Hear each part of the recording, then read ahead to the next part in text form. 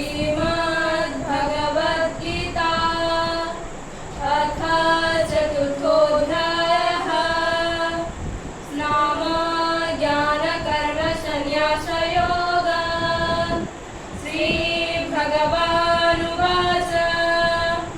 ये यथा मां प्रपद्यन्ते तान् सदैव भजाम्यहम्। मम वर्त्मानुवर्तन्ते मनुष्यः पार्थ सर्वशः। काङ्क्षन्तः कर्मणां सिद्धिं यजन्त इह देवतः। क्षिप्रं हि मानुषे लोके सिद्धिर्भवति कर्मजा।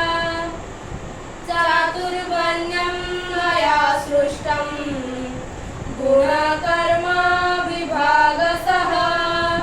तस्य कर्तारमपि मां विद्याकर्तारमव्ययम्।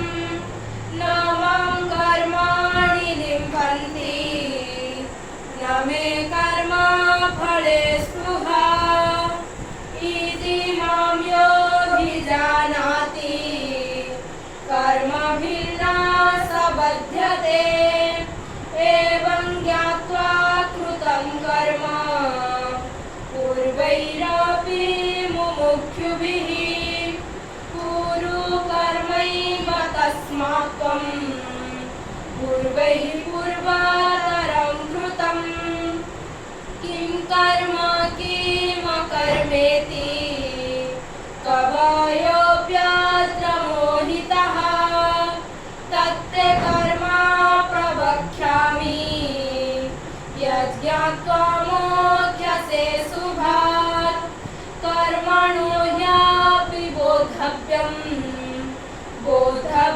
च विकर्मणः। अकर्मणश्च बोद्धव्यं गहना कर्मणो गतिः। कर्मण्यकर्मयः पश्ये कर्मणि च कर्मयः। स बुद्धिमान् मनुष्येषु स युक्तः कृष्णकर्मकृत्।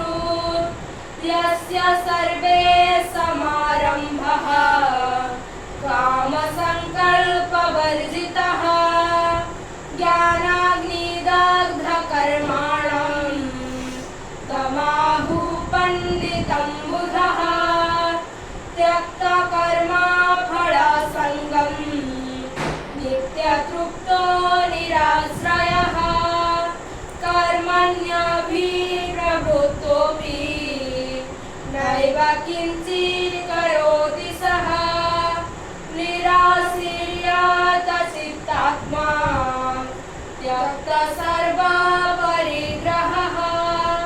शारीरं केवलं कर्म कुर्वन्नाप्नोति किल्बिषम्। यदृच्छालाभसन्तुष्टो द्वन्द्वातीतो विमत्सरः। समसिद्धवसिद्धो च कृत्वापि न निबध्यते। ॐ तत्सदिति श्रीमद्भगवद्गीतासु उपनिषत्सु ब्रह्मविद्यायां योगशास्त्रे श्रीकृष्णार्जुनसंवादे ज्ञानकर्म